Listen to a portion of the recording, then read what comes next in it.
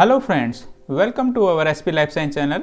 Today we are going to discuss about the envelope of virus, spike protein and tobacco mosaic virus. आज हम दोस्तों इनके बारे में पढ़ने वाले हैं, तो चलिए स्टार्ट करते हैं। सबसे पहले properties of naked virus. Naked virus क्या होते हैं और उसके बारे में हम डिस्कस करेंगे। तो नेक्ड वायरस जो होते हैं these are stable in hostile environment. Naked virus ये विपरीत परिस्थितियों में हॉस्टाइल एनवायरनमेंट में ये स्टेबल होते हैं। जिनके ऊपर किसी तरह की कोटिंग नहीं होती है उनको हम नेक्ड वायरस कहते हैं, और ये हॉस्टाइल एनवायरनमेंट विपरीत परिस्थितियों में ये स्थायी होते हैं। These are not damaged by drying, acid, detergent and heat. These are released by lysis of host cell। ये जो हैं होस्ट सेल की लाइसिस से सेल के बाहर रिलीज होते हैं। ये ड्राई एनवायरनमेंट में अपने आप को मेंटेन कर पाते हैं, बना के रख सकते हैं। They can sustain in dry environment.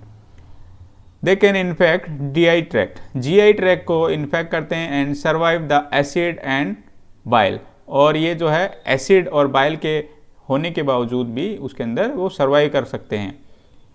They can spread easily by hands, और ये वायरस जो उनका स्प्रेड होता है वो बाय हैंड, डस्ट और फोमाइट के थ्रू जो है इनका स्प्रेड होता है। ये धीरे धीरे इन्फेक्शन फैलता है।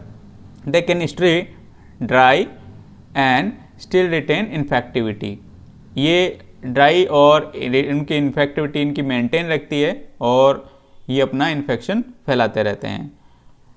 दे are neutralising mucosal and systemic antibodies. ये म्यूकोसल जो होती है जो हमारे जो डाइजेस्टिव सिस्टम होता है उसमें म्यूकोसल सिस्टम होता है, ठीक है। उसकी लाइनिंग होती है, उसको न्यूट्रलाइज कर लेते हैं और सिस्टमिक एंटीबॉडी को न्यूट्रलाइज कर देते हैं, ठीक है, और उसके अंदर रह पाते हैं, ठीक है। Neutralising the antibody are needed to control the establishment of infection. तो एंटीबॉडीज़ के सिस्टेमिक एंटीबॉडीज़ के होते हुए भी वो अपने आप को वहाँ पर अपने आप को एस्टेब्लिश कर पाते हैं, ठीक है। आगे हम बात करते हैं नेक्ड वायरस। नेक्ड वायरस होते हैं ये दीज आर नॉन एनवेलप्ड, ठीक है। नेक्ड वायरस की प्रॉपर्टी हम डिस्कस कर रहे हैं। तो जैसा कि मैंने आपको बताया कि नॉन एनवेलप्ड होते हैं, किसी तरह का एनवेलप नहीं होते।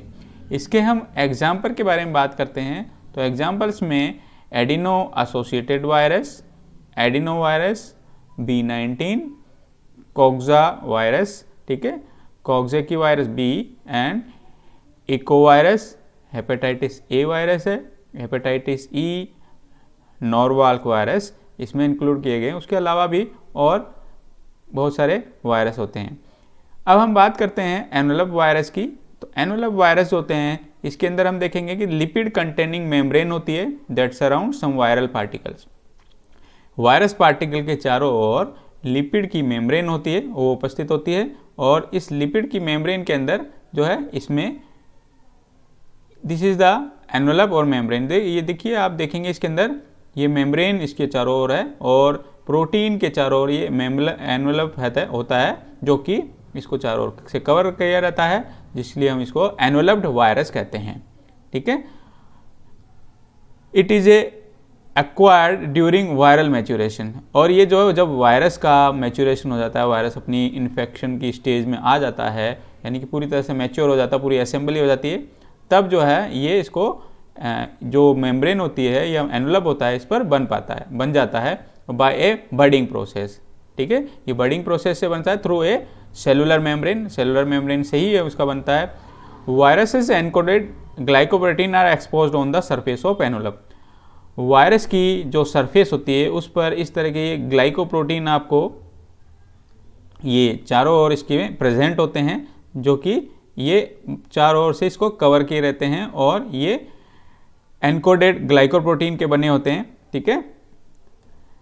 Not all viruses have the envelope. सभी वायरसेस के अंदर एनवेलप नहीं होता है। And virus can be divided into two kinds. Virus इस तरह से दो तरह से डिवाइड किए जा सकते हैं। एनवेलप्ड वायरस जिनके चारों ओर ये मेम्ब्रेन एनवेलप होते हैं और ग्लाइकोप्रोटीन होते हैं, ये इस तरह के एनवेलप्ड वायरस होते हैं। और दूसरे होते हैं नेक्ड वायरसेस। एनवेलप और नेक्ड वायरस, हम इस दो कैटेगरी में इनको डिवाइड करते हैं। आगे हम बात करते हैं कि फंक्शंस ऑफ एनवलप, एनवलप के फंक्शन होते क्या हैं, ठीक है। तो एनवलप और फंक्शन की बात करते हैं कि ये दीज आर क्रिएटिंग एंटीजेनिसिटी, ठीक है। एंटीजेनिसिटी होती है कि इम्यून सिस्टम के अंदर ये इम्यून सिस्टम को एक्टिवेट करते हैं और इम्यून सिस्टम को एलिसिट करते हैं, ठीक है। एंटीजेनिसिटी उसे कहते हैं। तो जब बॉडी के अंदर ये इन्फेक्शन करते हैं या बॉडी के अंदर चले जाते हैं, ठीक है, तो वो इम्यून सिस्टम को एक्टिवेट करते हैं, तो उसे हम एंटीजेनिसिटी कहते हैं। सम वायरसेस पोजेजेज न्यूरामिनिडेज, कुछ वायरसेस में न्यूरामिनिडेज होते हैं, ठीक है, जिसकी वजह से एंटीजेनिसिटी प्रोड्यूस होती है। उसके अलावा इन्फेक्टिविटी, एक जगह से दूसरी जगह, एक वन पर्सन से दूसरे पर्सन के अंदर इन्फेक्टिविटी फैलाने में भी कैपेबल होते हैं, या फिर सेल पूरी बॉडी के अंदर भी इन्फेक्शन स्प्रेड कर सकते हैं, तो ये इन्फेक्टिविटी इनमें ये कैपेसिटी पाई जाती है। उसके अलावा ये रेजिस्टेंस, एनवेलप की वजह से इनमें वायरस के अंदर रेजिस्टेंट डेवलप हो जाता है, प्रतिरोध क्षमता, जो कि इम्यून सिस्टम इसमें काम करता है इनको डिस्ट्रॉय करने के लिए। तो ये एनवेलप की वजह से इन वायरस को डिस्ट्रॉय करना, सेल के अंदर नुकसान पहुंचाना या इनको समाप्त करना आसान नहीं होता, तो वो रेजिस्टेंस इनमें डेवलप हो जाता है। अब हम बात करते हैं properties of enveloped virus. Enveloped virus की क्या प्रॉपर्टीज होती हैं? These are labile in dry environment और एरिड एनवायरनमेंट में ये लेबाइल होते हैं। These are damaged by drying acid, detergent and heat, ठीक है। ये ड्राइंग एसिड और डिटर्जेंट और हीट में भी ये डैमेज किए जा सकते हैं, ठीक है। And these pick up new cell membrane, ये नई सेल मेम्ब्रेन जो है इसको धारण करते हैं। और ड्यूरिंग मल्टीप्लिकेशन जब इनका होता है तो उस दौरान ये नई सेल मेम्ब्रेन को धारण कर लेते हैं या फिर नई सेल मेम्ब्रेन अपने चारों ओर बना लेते हैं, ठीक है। These insert new virus specific proteins after assembly के बाद में जो है ये दीज न्यू स्पेसिफिक प्रोटीन को अपने अंदर इंसर्ट करवाते हैं। Virus is released by budding, और ये वायरस होते हैं जैसे कि हमने पहले पढ़ा था, ये बडिंग के थ्रू ये रिलीज होते हैं सेल से।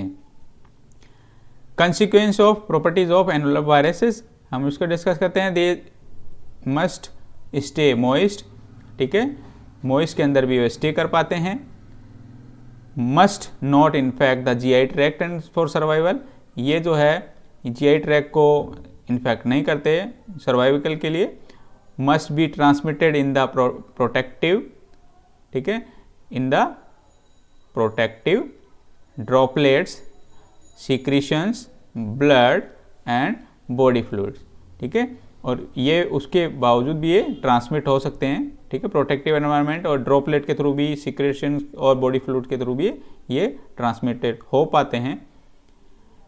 These must reinfect another host cell to sustain, ठीक है, ये जो है दूसरी होस्ट सेल को भी इन्फेक्ट करते हैं अपने आप को बनाए रखने के लिए। Humoral and cell mediated immunity, जैसे कि हमें पता है कि इम्यूनिटी दो तरह की होती है, एक होती है ह्यूमरल इम्यूनिटी एंड दूसरी होती है cell mediated immunity. Humoral immunity जो होती है ये बी सेल के हेल्प से बनाई जाती है, ह्यूमरल क्रिएट होती है जिसमें बी सेल एंटीबॉडी प्रोड्यूस करते हैं, एंड टी सेल जो होती हैं सेल मीडिएटेड इम्यूनिटी में इन्वॉल्व होती हैं, ठीक है। T cells are involve in cell mediated immunity. तो ह्यूमरल और सेल मीडिएटेड इम्यूनिटी जो होती है इनको needed to control their infection, इनके जो इन्फेक्शन को कंट्रोल करने के लिए जरूरी होती है, ठीक है। एनवेलप वायरस में हम एग्जाम्पल बात करें तो एनवेलप वायरस में काफ़ी सारे एग्जाम्पल होते हैं, जिनमें से California encephalitis virus, corona virus, ठीक है, CMV, eastern equine encephalitis virus, Epstein virus, hanta virus और hepatitis virus, BC, delta virus, herpes simplex virus, rota virus, rubella virus, and जो बहुत सारे इसमें उसके अलावा भी वायरस हैं जिनमें Saint Louis encephalitis viruses, smallpox viruses and vaccinia viruses, herpes simplex viruses 2, human immunodeficiency virus HIV, HTLV, flu viruses, HPV, polio, rhino virus, ठीक है, वेरिसेला जोस्टर वायरस, उसके अलावा VEEV virus, WEEV virus, western equine encephalitis virus, yellow fever virus, ये इसके अंदर include किए गए हैं। आगे हम बात करें कि वायरस के अंदर स्पाइक और पेप्लोमियर क्या होते हैं। व्हाट आर द स्पाइक और पेप्लोमियर, इनका क्या रोल होता है, जो कि एनुलर वायरस के अंदर प्रेजेंट होते हैं, बाहर की तरफ जो होते हैं ये उपस्थित होते हैं। पेप्लोमियर क्या होते हैं? पेप्लोमियर इज ए ग्लाइकोप्रोटीन। पेप्लोमियर एक ग्लाइकोप्रोटीन, मतलब एक ग्लाइकोजन और प्रोटीन से मिलकर बने होते हैं, ठीक है, और स्पाइक के रूप में होते हैं। ग्लाइकोप्रोटीन स्पाइक के रूप में आपको दिखाई देंगे। यहाँ पर इस फिगर में आपको दिख रहे होंगे, यहाँ पर जो है ये वायरस है इसके चारों ओर, और यहाँ पर ये जो स्पाइक के रूप में ये ग्लाइकोप्रोटीन के स्पाइक इसमें निकले हुए हैं, ठीक है, जिनको हम स्पाइक या पेप्लोमियर कहते हैं। और ये these are present on viral capsid या वायरल एनवलप पर प्रेजेंट होते हैं, ठीक है। These protrusions bind only to certain receptor, और ये जो प्रोट्रूजन्स होते हैं वो स्पेसिफिक रिसेप्टर्स पे ही बाइंड करते हैं, ठीक है, on the host cell.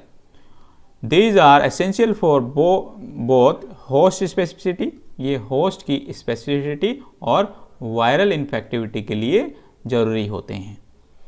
The tail fibres of some bacteriophages, bacteriophages के अंदर कुछ टेल फाइबर्स होते हैं, specially the T4 like phages are modified peplomers. जो टेल फाइबर्स होते हैं ये मॉडिफाइड पेप्लोमियर्स ही होते हैं, ठीक है।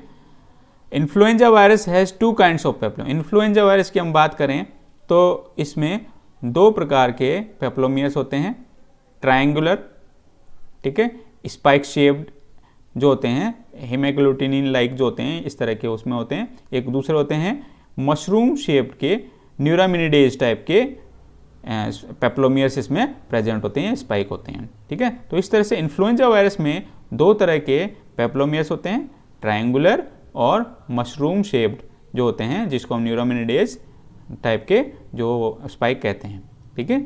आइए हम स्पाइक प्रोटीन के बारे में थोड़ा और डिटेल से देखते हैं कि स्पाइक प्रोटीन जो होते हैं ये यहाँ पर एक इन्फ्लुएंजा वायरस या इस वायरस की स्ट्रक्चर है, जिसमें आप देखेंगे जो ग्लाइकोप्रोटीन जो होते हैं, इनके जो स्पाइक प्रोटीन होते हैं उनको स्पेसिफिक नंबर दिए जाते हैं, ठीक है। यहाँ पर हमने देखा कि GP120, GP41, ठीक है, इस तरह से जो है ये ग्लाइकोप्रोटीन्स इसमें प्रेजेंट होते हैं। ये ग्लाइकोप्रोटीन जो एनवलप के बाहर या कैप्सिड के बाहर की ओर प्रेजेंट होते हैं। आइए अब देखते हैं कि ये ग्लाइकोप्रोटीन जो होते हैं या स्पाइक प्रोटीन किस तरह से रिसेप्टर से बाइंड करते हैं, ठीक है।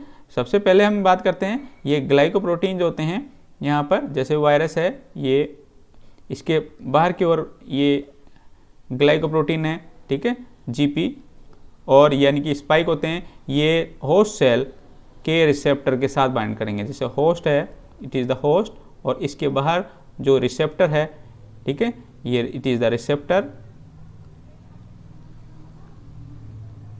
इट इज़ द रिसेप्टर, ये रिसेप्टर के साथ बाइंड करेंगे और जो होस्ट सेल के अंदर जाने के बाद में उसके साथ अंदर इस रिसेप्टर के थ्रू जो है इसके अंदर इंसर्ट होते हैं और अपनी प्रोजेनी बनाते हैं। इसको हम एक वीडियो से समझ सकते हैं, देखिए किस तरह से इसमें वायरस का infection. Coronaviruses invade cells through so-called spike proteins. The spike protein is the major surface protein that binds to a receptor. This is the spike protein, which acts like a doorway into a human cell. Once the spike protein and the surface of the human cell membrane fuse together, bind करेगा, ठीक है, the genome of the virus is able to enter the human cell and begin अंदर infection. Infected cell के अंदर ये enter कर जाता है, ठीक है। तो इस तरह से ये अपना वायरस अपना काम करता है और अपनी जो इन्फेक्टिविटी प्रोड्यूस करता है।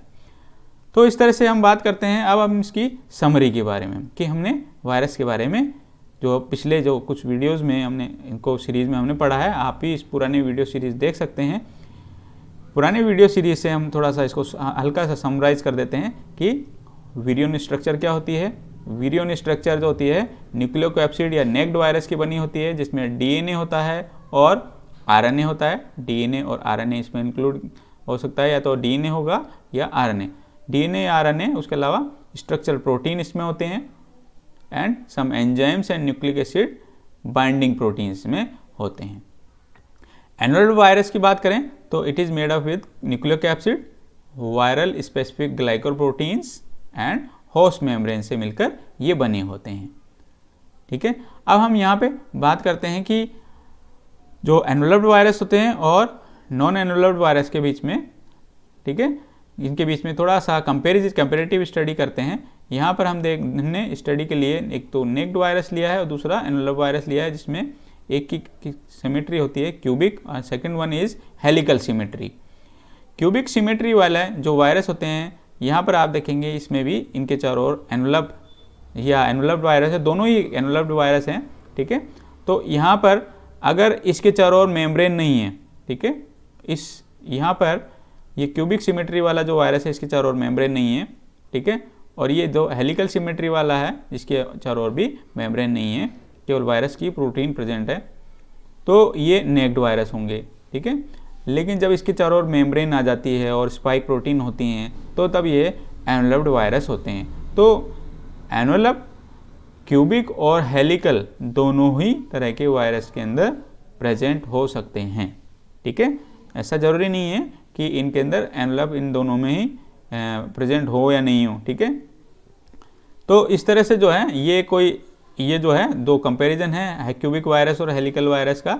ठीक है, तो यहाँ पर ये इसमें आप देखेंगे कि इसमें लिपिड की बाइलेयर होती है इनके जो एनवेलप में, उसके अलावा उसमें कुछ स्ट्रक्चरल प्रोटीन्स होते हैं और ये स्पाइक प्रोटीन के रूप में जो कि ग्लाइकोप्रोटीन के बने होते हैं वो इसमें प्रेजेंट होते हैं।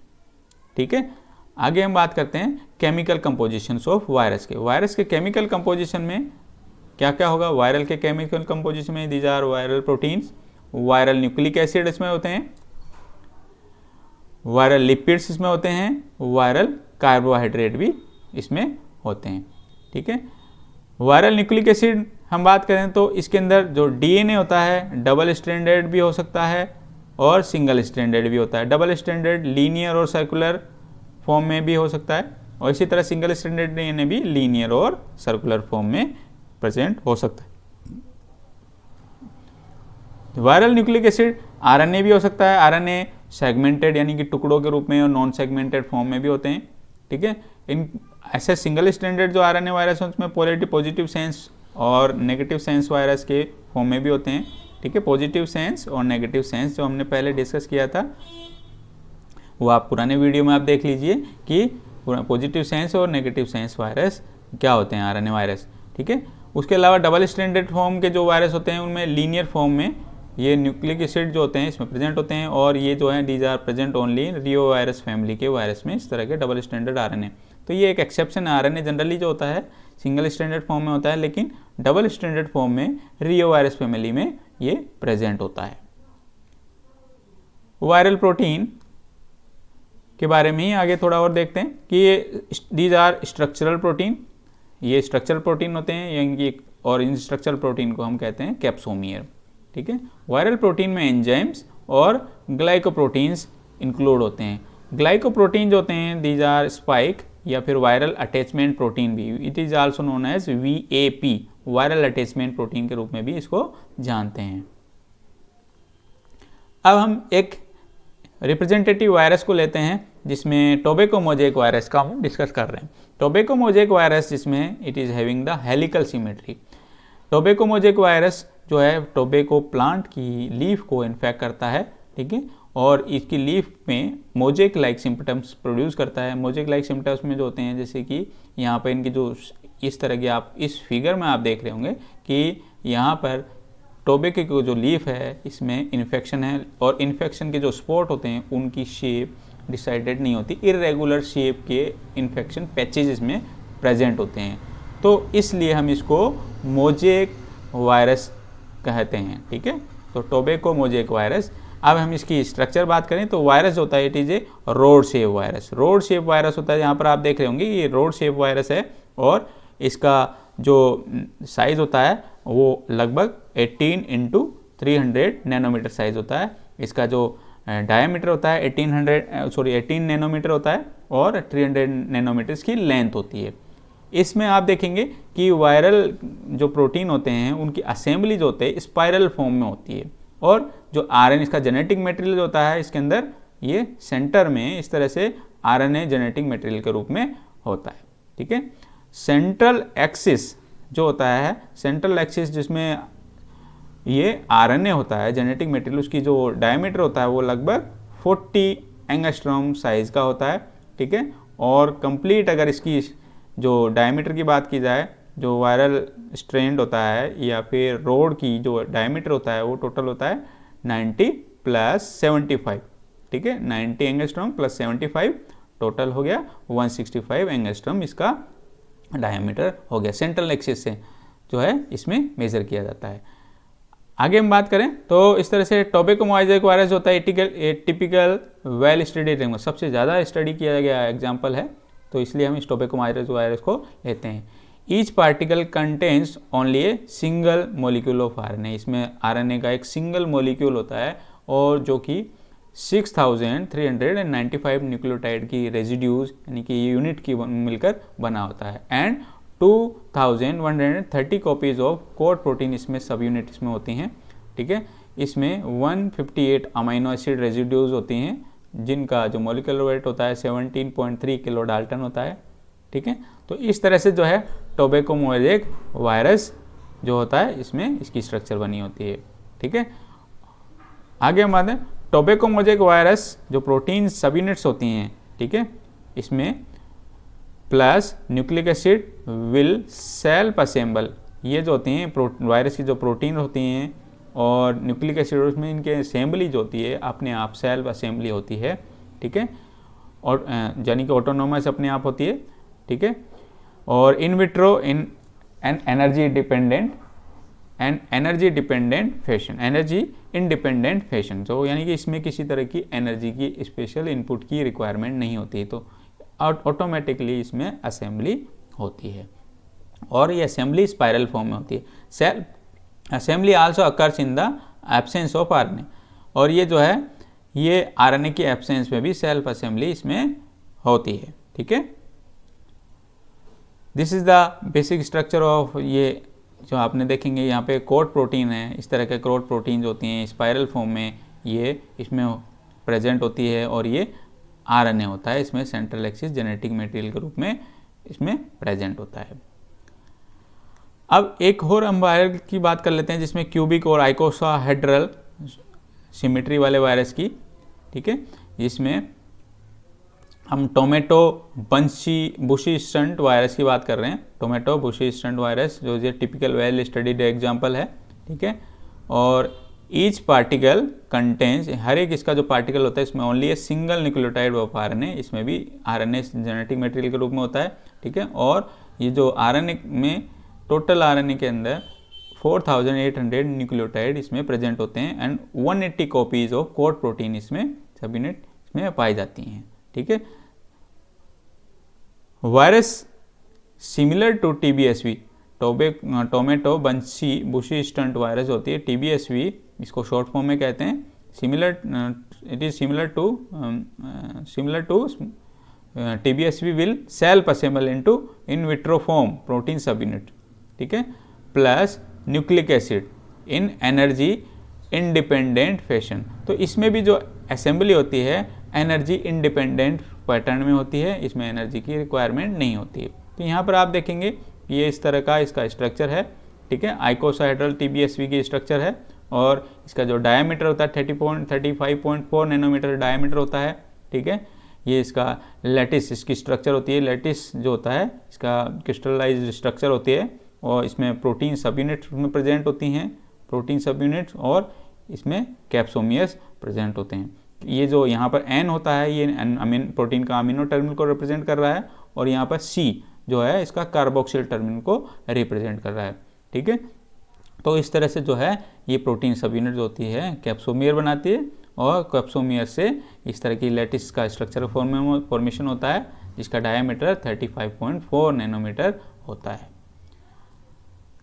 वायरस की स्टडी के लिए जो माइक्रोस्कोप यूज़ की जाते हैं उनको हम कह सकते हैं कि इसमें इसकी स्टडी को एटॉमिक रिजोल्यूशन माइक्रोस्कोप का यूज़ किया जाता है, ठीक है।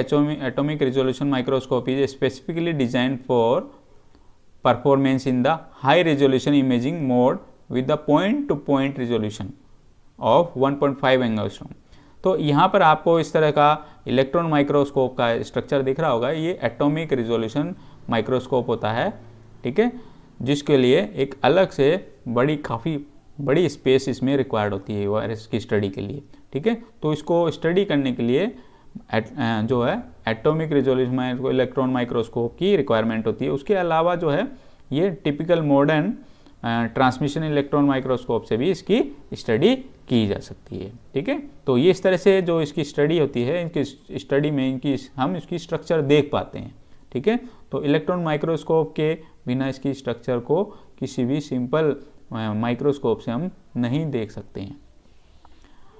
आगे हम बात करें, ये जो है यहाँ पर इस फिगर में आप देखेंगे कि ये जो इलेक्ट्रॉन माइक्रोग्राफ है किसी भी वायरस का, हमने जब लेते हैं तो इस तरह का हमें माइक्रोग्राफ मिला है वायरस का। तो typical transmission electron micrograph of negatively stained purified virus है ना, प्रिपरेशन ऑफ कैल्सी वायरस। तो यहाँ पर जो है ये टिपिकल एक वायरस है, उसको नेगेटिव स्टेन करते हैं, नेगेटिव स्टेनिंग की जाती है और नेगेटिव स्टेनिंग के बाद जो है ये वायरस का हमने इसका इलेक्ट्रॉन माइक्रोग्राफ लिया है। और ये जो इलेक्ट्रॉन माइक्रोग्राफ है ये कैल्सी वायरस का इलेक्ट्रॉन माइक्रोग्राफ है आपके सामने, ठीक है। और यहाँ पर नोट करने की, ध्यान रखने वाली बात है कि हैवी मेटल स्टेन जो है, हैवी मेटल स्टेन इसमें यूज़ किए जाते हैं। दिस पेनिट्रेट इनटू स्पेसिस, जो कहाँ पेनिट्रेट करते हैं, स्पेस में, जो इनके बीच में स्पेसेस होते हैं वहाँ पेनिट्रेट कर जाते हैं। इससे क्या होगा, it resulting in the electron opaque areas. Electron opaque areas मतलब जहाँ पर जो है वाइट सा एरिया दिखाई देता है इसमें, तो इलेक्ट्रॉन ओपेक एरिया जो है यहाँ पर इस तरह के ये ट्रांसपेरेंट से एरियाज दिख रहे हैं, तो इलेक्ट्रॉन ओपेक एरियाज होते हैं against the electron transparent protein background, ठीक है, इन पार्टिकल। तो इस तरह से जो है ये जो इलेक्ट्रॉन बीम होती है उस पर से निकलती है और उसकी वजह से हम इसको देख पाते हैं। तो इसकी इमेजिंग जो होती है 3D इमेजिंग टाइप की इमेज इसमें डेवलप होती है। क्रायो इलेक्ट्रॉन माइक्रोस्कोपी वायरस की स्टडी के लिए, उसके अलावा क्रायो इलेक्ट्रॉन माइक्रोस्कोपी का भी यूज़ किया जाता है। क्रायो इलेक्ट्रॉन माइक्रोस्कोपी या cryo EM is transmission electron microscopy in, ठीक है, इन विट्रस आइस जो होती है उसमें की जाती है। विट्रस आइस इज क्या होता है, vitreous ice is the water Frozen two -140 degree centigrade, -140 degree centigrade पर फ्रोजन वाटर होता है, इज लेस देन कितनी, इसके लिए हम 10⁻⁴ सेकेंड के लिए इसको हम फ्रोजन करते हैं, ठीक है। Vitreous ice state must be maintained in microscope, और ये इस तरह की जो स्टेट होती है हमको माइक्रोस्कोप के अंदर मेंटेन करके रखनी होती है। तो -140 डिग्री टेम्परेचर इसकी स्टडी के लिए रिक्वायर्ड होता है। अब हम बात करते हैं कि क्रायो इलेक्ट्रॉन माइक्रोस्कोपी में जो है, क्रायो मीन्स लो टेम्परेचर पे हम वायरस की स्टडी कर रहे हैं, तो इसके क्या एडवांटेज होंगे। Advantage of cryo electron microscope, ठीक है, it preserves native structure of sample. ये जो सैंपल की जो नेटिव स्ट्रक्चर होती है, रियल स्ट्रक्चर होती है, उसको प्रिजर्व करके रखता है। It reduces electron beam damage, electron की बीम के से डैमेज को भी प्रोटेक्शन देता है। It allows examination of large complex molecules, ठीक है, ये जो है इसमें लार्ज और कॉम्प्लेक्स मॉलिक्यूल की स्ट्रक्चर का एग्जामाइन हम कर पा सकते हैं।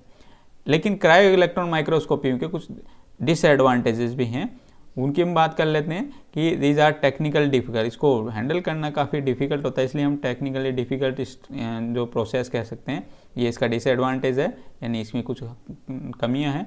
And samples are sensitive, sample बहुत सेंसिटिव होते हैं, ठीक है, to beam damage. And images have low contrast, जो इसके जो इमेजेस होते हैं वो लो कॉन्ट्रास्ट के होते हैं, बहुत ज़्यादा क्लियर इमेजेस नहीं बनती है, ठीक है, तो ये इसका डिसएडवांटेज होता है।